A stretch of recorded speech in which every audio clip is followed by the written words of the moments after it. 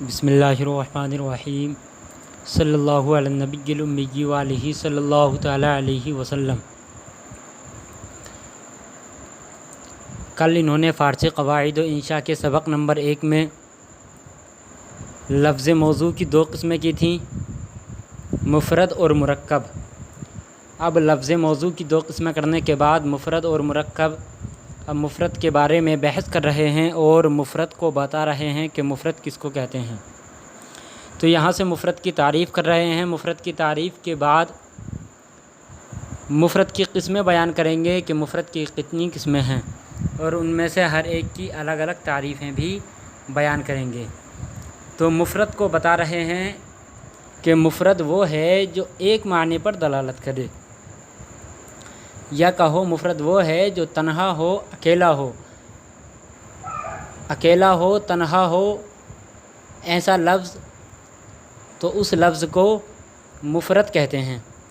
یعنی کہ جو بھی لفظ اکیلا ہو، تنہا ہو، اس کے ساتھ میں کوئی دوسرا لفظ نہ ہو تو وہ لفظ مفرد کہلائے گا۔ وہی مصنف علیہ الرحمہ مفرد کی تعریف کر رہے ہیں کہ مفرد وہ موضوع لفظ ہے جو تنہا ہو۔ مفرد وہ موضوع لفظ ہے جو تنہا ہو، اسی کو کلمہ بھی کہتے ہیں۔ بتا رہے ہیں کہ مفرد وہ موضوع لفظ ہے جو تنہا ہو، یعنی کہ اکیلا ہو، اور لفظ موضوع یعنی کہ موضوع لفظ جو تنہا ہو اس کو مفرد کہتے ہیں، اور اسی مفرد کو کلمہ بھی کہتے ہیں۔ ایسا کہہ لیجئے گا کہ مفرد وہ تنہا لفظ ہے جو ایک معنی پر دلالت کرے، اور اس مفرد کو کلمہ بھی کہتے ہیں۔ جیسے کہ محمود، تو محمود یہ مفرد ہے، اکیلا لفظ ہے، تنہا ہے۔ اسی طریقے سے پذیرفت، یہ بھی اکیلا ہے، تنہا ہے۔ اسی طرح از، جس کا معنی سے۔ تو یہ 3 لفظ انہوں نے مثال میں ذکر کیے، تینوں الگ الگ لفظ ذکر کیے ہیں۔ تو یہ تینوں الگ الگ لفظ ہیں، ایک معنی پر دلالت کرتے ہیں، ایک معنی پر دلالت کرتے ہیں، ان کے ساتھ میں کوئی دوسرا لفظ نہیں، یا اکیلے ہیں، تنہا ہیں، اس لیے مفرد کہتے ہیں، مفرد ہیں، اور اس مفرد کو کلمہ بھی کہتے ہیں۔ اب اس کے بعد میں انہوں نے مفرد کو کلمہ کہا، تو مفرد نہ کہتے ہوئے کلمہ کہہ رہے ہیں۔ تو بتا رہے ہیں کہ کلمے کی 3 قسمیں ہیں۔ کلمے کی یعنی کہ یہ مفرد کی 3 قسمیں ہیں۔ کلمے کی 3 قسمیں ہیں: اسم، فعل، حرف۔ اسم، فعل، حرف۔ اب اس کے بعد ان تینوں کی الگ الگ تعریفیں کر رہے ہیں۔ اسم کی الگ تعریف کریں گے، فعل کی الگ تعریف، اور حرف کی الگ تعریف کریں گے۔ تو انہوں نے کلمے کی 3 قسمیں کی، جو کہا کہ مفرد کو کلمہ بھی کہتے ہیں۔ تو اب اس کلمے کی 3 قسمیں کی، اسم، فعل، حرف۔ اب اسم کی تعریف کر رہے ہیں۔ اسم کس کو کہتے ہیں؟ اسم کہتے ہیں کہ اسم وہ کلمہ ہے، دیکھو کلمے کی 3 قسمیں کی، کلمہ اسم بھی ہوتا ہے، فعل بھی ہوتا ہے، اور حرف بھی کلمہ ہوتا ہے۔ تو اب اسم کی تعریف کر رہے ہیں۔ اسم وہ کلمہ ہے جس سے کسی شخص، کسی جگہ یا کسی چیز کا نام معلوم ہو۔ یعنی کہ اسم وہ کلمہ ہے، اسم کلمہ تو ہوگا لیکن ایسا کلمہ ہے کہ جس سے کسی شخص یا کسی جگہ یا کسی چیز کا نام معلوم ہو۔ جس سے کسی شخص یا کسی جگہ یا کسی چیز کا نام معلوم ہو، اس کو اسم کہتے ہیں۔ اب اسم کے بعد میں انہوں نے فعل کی کلمے کی دوسری قسم کی تھی، فعل۔ اب پھر فعل کی تعریف کر رہے ہیں کہ فعل وہ کلمہ ہے، فعل بھی کلمے کی ہی قسم ہے، تو کہہ رہے ہیں دیکھو فعل وہ کلمہ ہے جس سے کسی کام کا کرنا یا ہونا سمجھا جائے۔ فعل وہ کلمہ ہے جس سے کسی کام کا کرنا یا ہونا سمجھا جائے، اور اس میں زمانہ پایا جائے۔ یعنی کہ اس میں زمانہ پایا جائے، اس میں زمانے کی قید بڑھا دی گئی، تو جس میں زمانہ پایا جائے گا وہ فعل ہوگا، جس میں زمانہ پایا جائے گا وہ فعل ہوگا۔ وہی کہہ رہے ہیں کہ فعل وہ کلمہ ہے جس سے کسی کام کا کرنا یا ہونا سمجھا جائے، اور اس میں زمانہ پایا جائے۔ جیسے خواند، اس نے پڑھا، خواند کا معنی اس نے پڑھا۔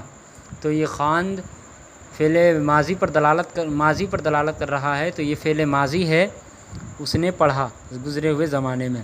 اسی طریقے سے نویسد، वो लिखता है। ये मुज़ारे है, नवेसद मुज़ारे है, तो ये मुज़ारे हाल पर दलालत करता है, हाल या मुस्तक़बिल पर। तो यहाँ पर हाल या मुस्तक़बिल का माना बता रहा है। तो इससे काम भी समझा जा रहा है कि काम किया पढ़ना, और काम किया तो ज़माना पाया गया, कौन सा ज़माना? गुज़रा हुआ ज़माना। पढ़ना पाया गया तो गुज़रे हुए ज़माने में पाया गया। तो यहाँ पर दोनों चीज़ें पाली गई, एक तो काम का होना कि काम पाया गया यानी कि पढ़ा, दूसरा ज़माना पाया गया। इसी तरीके से नवेसद में, ये नवेसद जो मिसाल बयान की इन्होंने, लिखता है या लिखेगा, जिसका माना लिखता है या लिखेगा।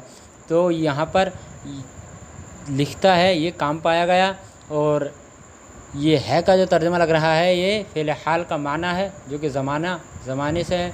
इसी तरीके से लिखेगा ये मुस्तक़बिल का माना लग रहा है जो कि मुस्तक़बिल ज़माने पर दलालत करता है।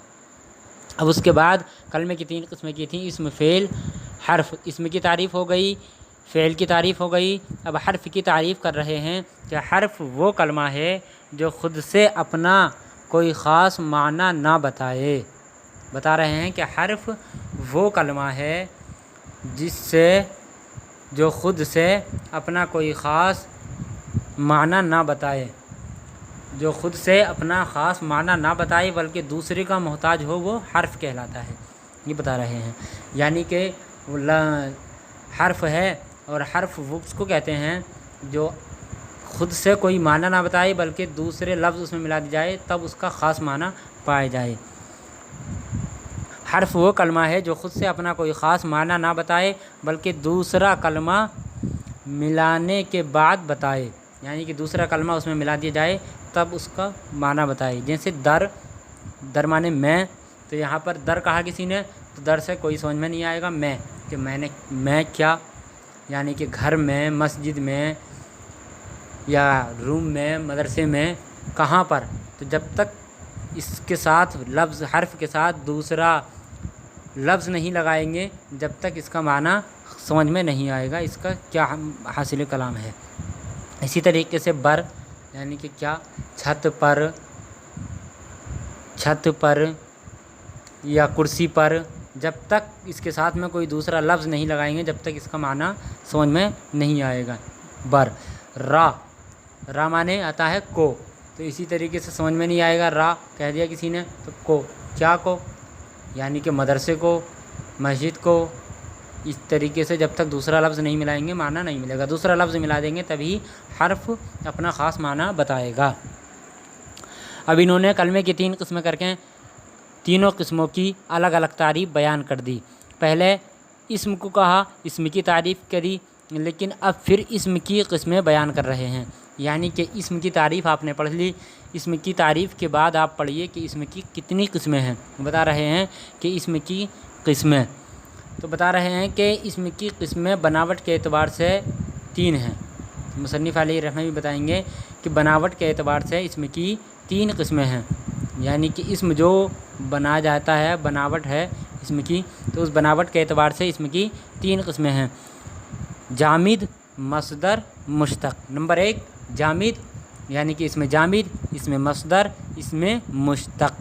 तो वह इसमें की 3 किस्में, इसमें जामिद, इसमें मसदर, इसमें मुश्तक। इसमें 3 प्रकार का होता है, 3 तरह का होता है।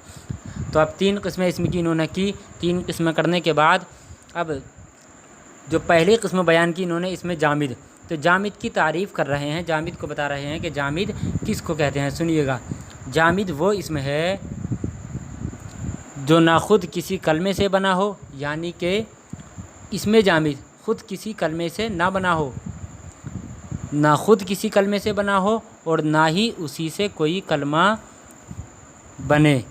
जैसे अस्प, अस्प का माना घोड़ा है, अस्प का माना घोड़ा, तो अस्प ये इसमें जामिद है, तो ये ना खुद किसी लफ्ज़ से बना है, ना खुद किसी कलमे से बना है और ना ही इससे कोई दूसरा कलमा बन सकता है।